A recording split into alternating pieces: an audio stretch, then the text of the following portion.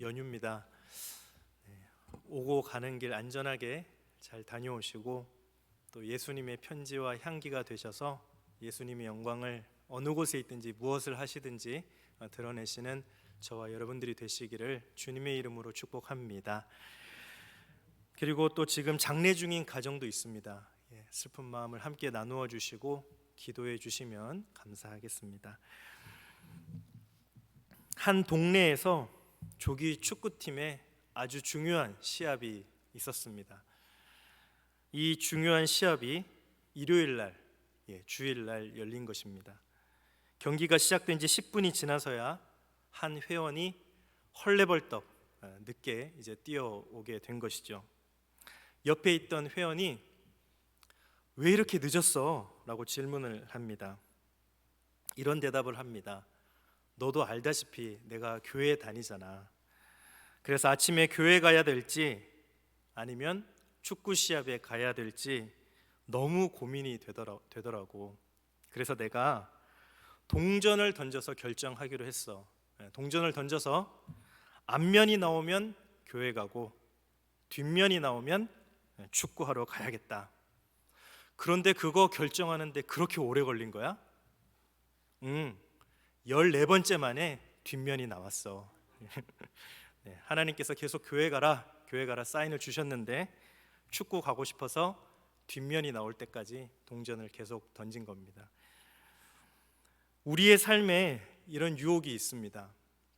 이런 유혹이 찾아올 때 이걸 해야 된다라고 머리로는 잘 아는데 몸이 따라주지를 않죠. 여러분, 우리가 건강을 위해서 음식을 조절할 때가 있습니다. 그때 입에 즐겁고 단 음식을 먹지 말아야 될 때가 있지요. 몸에 해로운 음식을 멈춰야 될 때가 있습니다. 그런데 그럴 때일수록 유혹이 더 찾아옵니다. 그래서 머리로는 안 된다라고 알고 있는데 이미 손은 그 음식을 잡고 있는 것입니다. 이런 삶의 유혹은 어쩌면 귀여운 유혹이다라고 말할 수도 있겠습니다. 그런데 우리의 삶 가운데 진짜 위험한 유혹이 있습니다. 이 유혹은 우리의 삶을 망가뜨립니다. 이 유혹은 우리의 삶을 죽음으로 내모입니다. 이 유혹이 무엇이냐면 바로 죄의 유혹입니다. 오늘 본문 말씀 가운데 이 죄의 유혹이 얼마나 위험한지 야고보가 경고를 하고 있습니다. 오늘 본문 15절 말씀을 보도록 하죠. 욕심이 잉태한즉 죄를 낳고 죄가 장성한즉 사망을 낳느니라. 죄의 마지막 결과가 죽음이다라는 사실을 성경은 분명하게 우리에게 알려줍니다. 여러분, 이 죽음은 영적인 죽음입니다. 우리에게 육신의 죽음만 있는 것이 아니라 영적인 죽음이 있다라고 성경은 말씀해 주시죠. 이 영적인 죽음은 영원한 죽음을 가져오는데 이 영적인 죽음은 무엇인가? 하나님과 분리되는 것입니다. 하나님께 가까이 나아갈 수 없는 것이 이 영적인 죽음입니다. 죄가 하나님과 우리의 사이를 갈라놓는다라고 분명히 말씀하십니다. 그래서 성경은 곳곳에 이 죄의 무서움에 대해서 계속 우리에게 가르쳐 주십니다. 그 대표적인 것 가운데 아담과 하와가 있습니다. 하나님께서 아담을 창조하시고 홀로 있는 것을 안타깝게 여기셔서 아담을 재우시고 갈빗대를 취하셔서 하와를 창조하셨어요.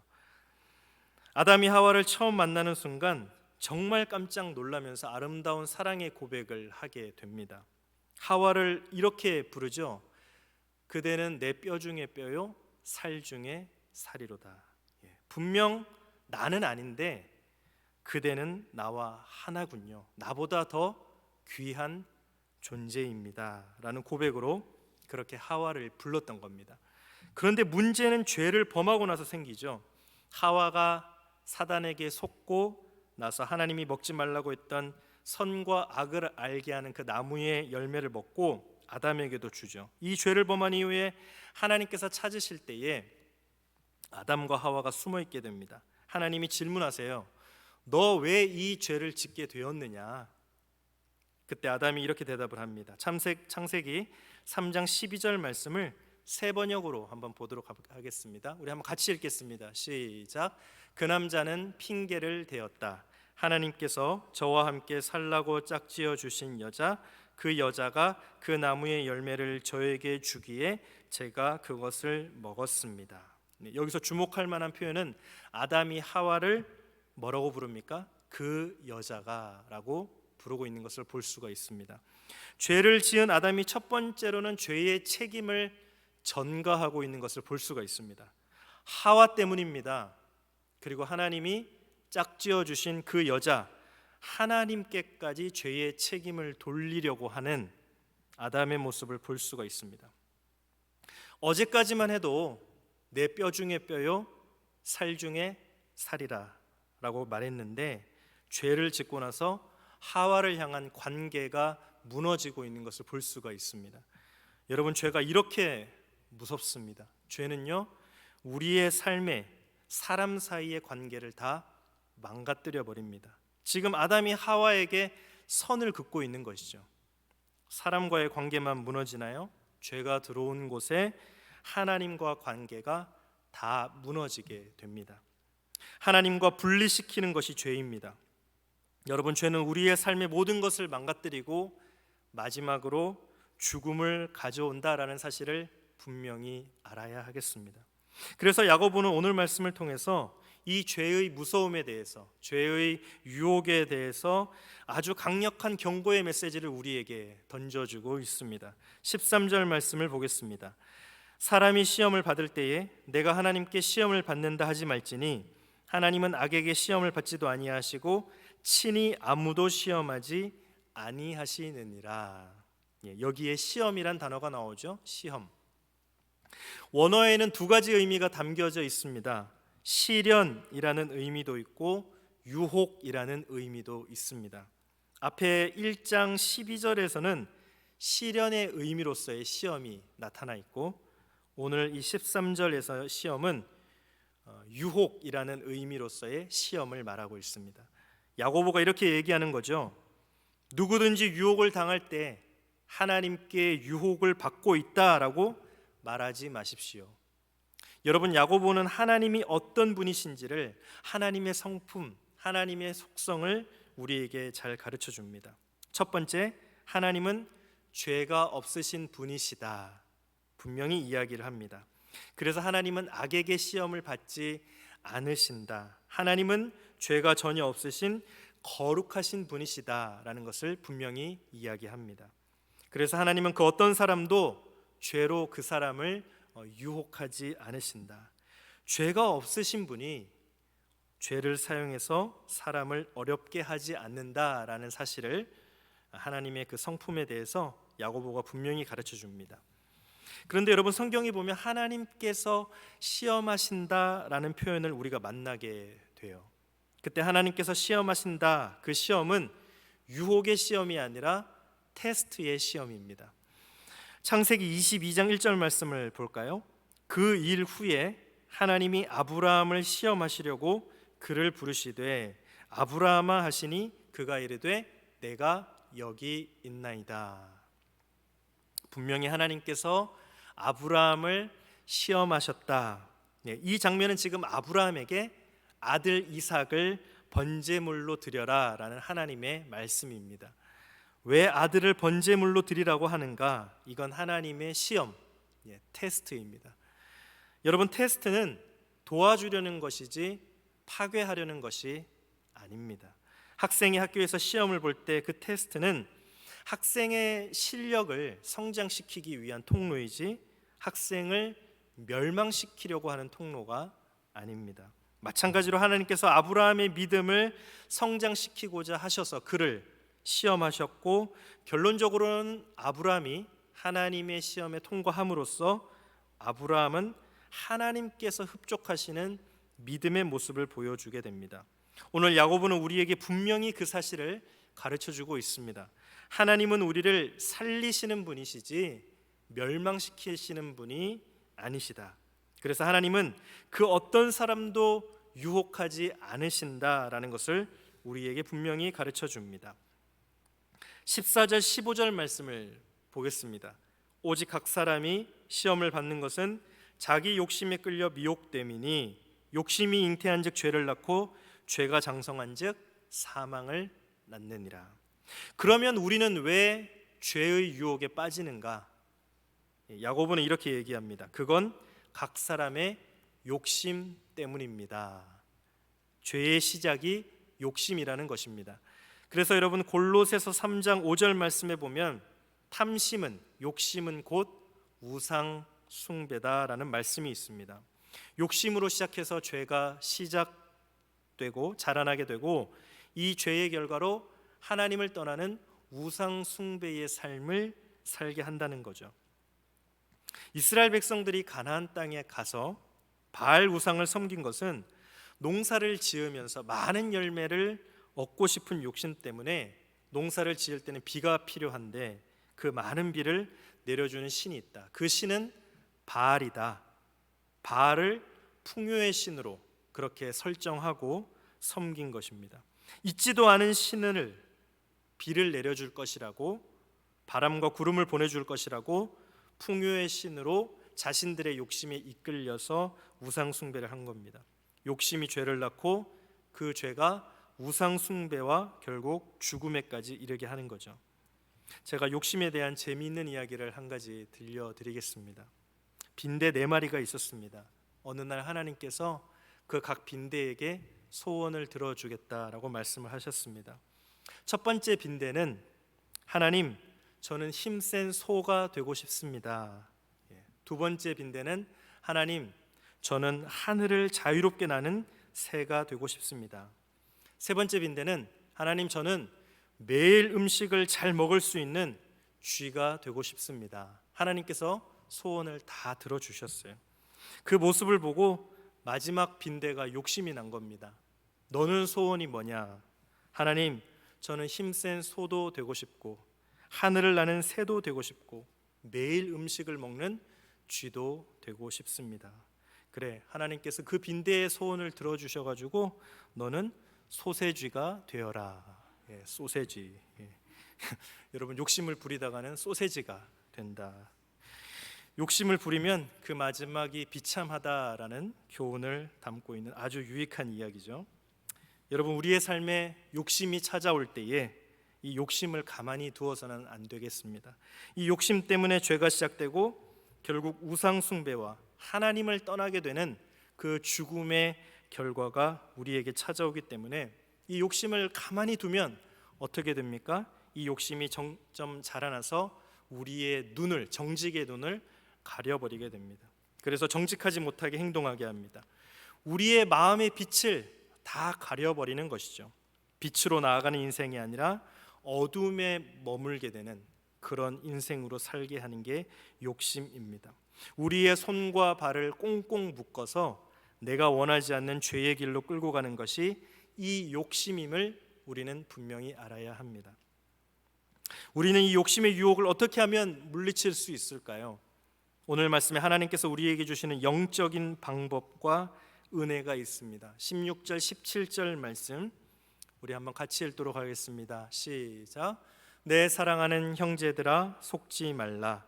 온갖 좋은 은사와 온전한 선물이 다 위로부터 빛들의 아버지께로부터 내려오나니 그는 변함도 없으시고 회전하는 그림자도 없으시니라. 야고보가 간절하게 사랑하는 형제들이여 속지 마십시오. 이 속지 말라라는 의미는 미혹받지 말라는 것입니다. 나쁜 길로 빠지지 말라는 것이죠. 그 욕심에 이끌려서 속임을 당해서 하나님이 원하시지 않는 그 미혹의 길, 옳지 않은 길로 빠지지 말아라. 이렇게 간절히 이야기하면서 하나님이 어떤 분이신지를 가르쳐 줍니다. 그 이야기는 욕심의 유혹이 올 때에 하나님께 도움을 구하라라는 겁니다. 우리 하나님은 어떤 분이십니까? 17절 말씀에 보니까 하늘로부터 우리에게 온갖 좋은 선물과 은사를 주시는 분입니다. 우리가 삶을 살아갈 때 필요한 모든 것을 우리 하나님께서 공급해 주시는 줄 믿습니다. 여러분, 곰곰이 생각해 보면 정말 우리는 은혜 가운데 살고 있어요. 저는 아침마다 그걸 참 감사하면서 하나님께 기도할 때가 있습니다. 하나님 오늘도 생명의 기회를 주셨네요. 지난밤 내가 죽지 않고 이렇게 깨어나지 않을 수도 있었는데 하나님께서 다시 생명의 선물을 주셨습니다. 건강을 주셨고 일할 자리를 주셨고 목적을 주셨고 사랑하는 가족들을 주셨고, 이 모든 것이 내 힘으로 이룬 것이 아니라 다 하나님께서 주신 것이구나. 여러분, 우리 하나님은 가장 좋은 것을 우리에게 주시는 분이신 줄 믿습니다. 또 야고보는 하나님을 이렇게 소개해요. 빛들의 아버지이시다. 여러분, 모든 것을 창조하신 분이 우리 하나님이신 줄 믿습니다. 온 세상의 아름다운 빛들을 다 만드셨습니다. 태양과 온 별들과 우주를 다 하나님이 만드신 것이죠. 우리 하나님은 모든 것을 창조하신 창조주 하나님이신 줄 믿습니다. 또 야고보는 이렇게 하나님을 설명합니다. 그분은 변함도 회전하는 그림자도 없으시다. 변하지 않으신다라는 것입니다. 그림자가 회전하지 않는다는 거예요. 여러분, 온 세상의 만물은 시간이 지남에 따라서 그 그림자가 다 변하지 않습니까? 태양이 떠오르면서 정오의 가장 짧은 그림자를 기록했다가 해가 뉘엿뉘엿칠 때 가장 긴 그림자가 우리의 삶 가운데 들이오는 것을 보게 됩니다. 세상의 모든 만물은 시시각각 변하지만 우리 하나님의 좋으신 성품은 태초로부터 지금까지 단 한 번도 변한 적이 없는 줄 믿습니다. 우리 하나님의 선하심, 우리 하나님의 사랑은 단 한 번도 변함이 없으시다. 야고보는 우리가 욕심의 유혹을 물리치기 위해서 우리에게 가장 좋은 것 주시고 창조주 되시고 변함이 없으신 그 하나님께 도움을 구하라 라고 이야기하고 있습니다. 하나님의 도우심을 가장 잘 받으신 분이 누구십니까? 예수님이시죠. 예수님이 그 모범을 보여주셨습니다. 하나님께서 이 땅에 육신의 몸을 입고 오신 분이 예수님이세요. 그래서 100% 우리 사람이 느끼는, 받는 그 모든 과정을 예수님도 동일하게 받으셨습니다. 예수님도 유혹을 받으셨습니다. 그러나 그 유혹에 넘어가지 않으셨습니다. 예수님의 가장 강렬한 유혹 가운데 하나가 예수님께서 공생의 삶을 사시기 전 성령님께 이끌려 광야에서 40일간 유혹을 받으시고 금식하신 이후였습니다. 사탄이 와서 세 가지로 유혹을 하죠. 네가 만일 하나님의 아들이거든 이 돌이 변하여 떡이 되게 해라. 하나님의 아들이 맞다면 높은 곳에서 뛰어내려 봐라. 천사들이 받아주지 않겠느냐. 온 세상의 영광을 보여주며 내게 절해라. 이 영광을 주겠다. 그때마다 예수님께서 이 사탄의 달콤한 유혹을 어떻게 물리치셨는가? 하나님의 말씀으로 거절하고 물리치셨습니다. 여러분, 이것은 우리가 하나님의 말씀으로부터 도움을 받아야 된다는 것을 말씀하고 있죠. 우리가 매일 하나님의 말씀을 묵상하는 이유가 여기에 있습니다. 우리가 매일 하나님의 말씀을 읽어야지만, 묵상해야지만 하나님께로부터 도움을 받을 수가 있는 것입니다. 저는 여러분의 삶을 이끌어가는 것이 하나님의 말씀이 되시기를 주님의 이름으로 축복합니다.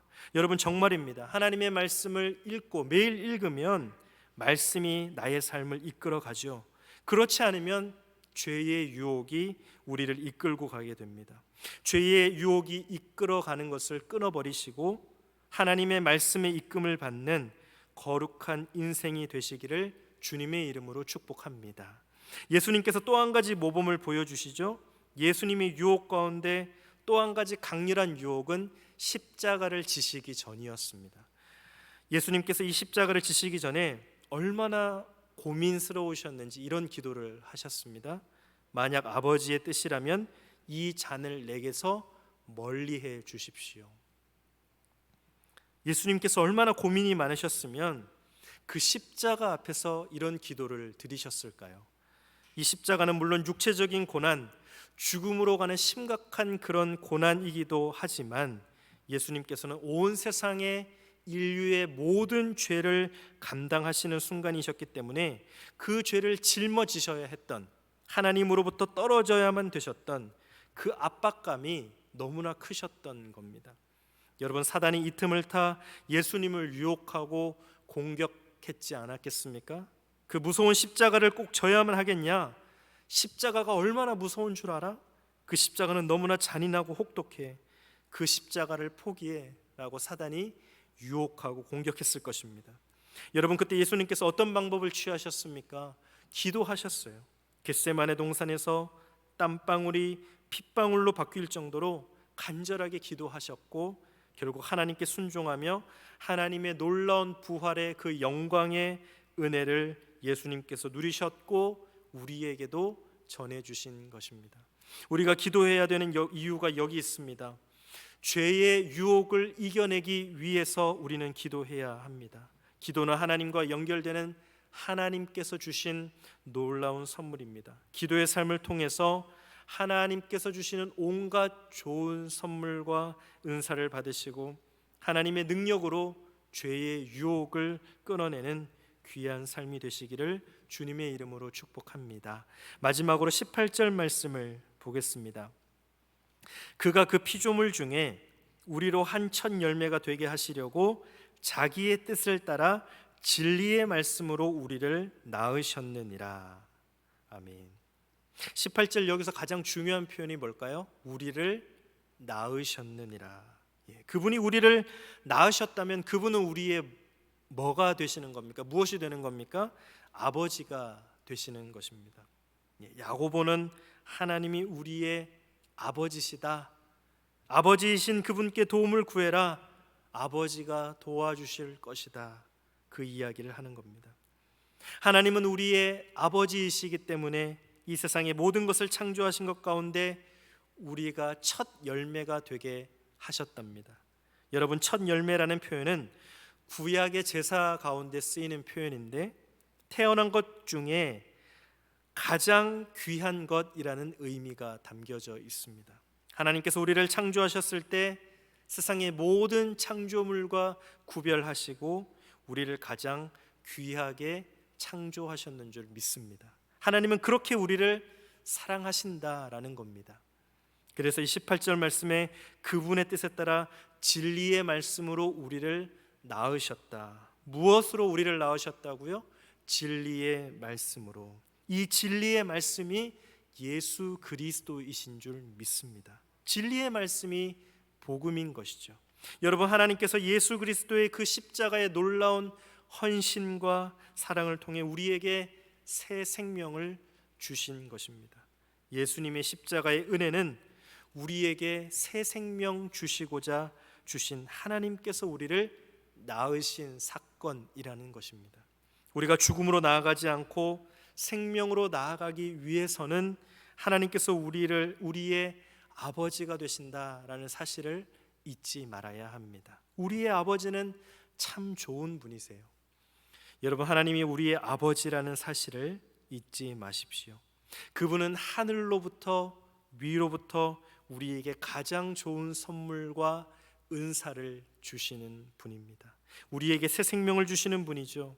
하나님 아버지는 지금까지 단 한 번도 변함이 없으신, 변함도 없고 회전하는 그림자도 없고 한결같은 사랑을 가지신 바로 우리의 아버지 하나님이십니다. 여러분, 우리가 이 죄의 유혹을 물리칠 수 있는 길은 오직 한 가지뿐입니다. 하나님 아버지께 도와달라고 하십시오. 예수님처럼 말씀을 의지하십시오.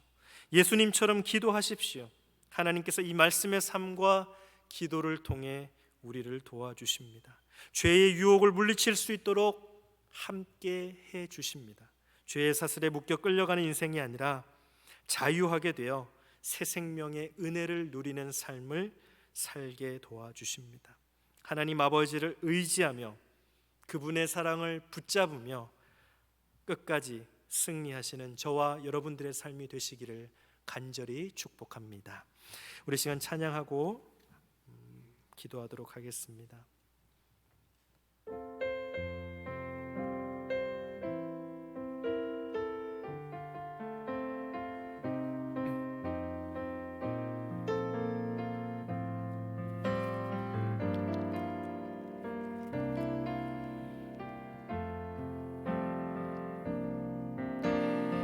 아버지 사랑 내가 노래해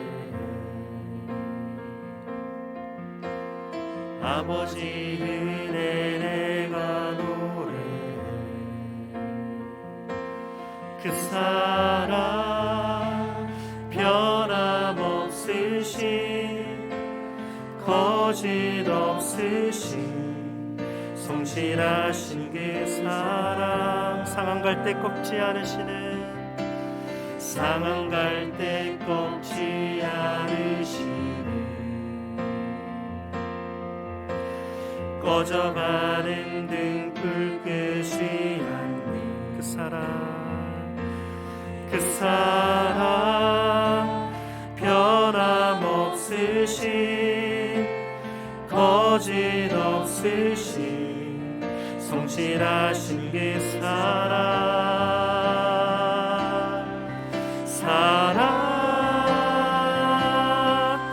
그 사랑 날 위해 죽으신 날 위해 다시 사신 예수 그리스도 다시 오실 그 사랑 죽음도 생명도 천사도 하늘의 어떤 권세도 끊을 수 없는 영원한 그 사랑 예수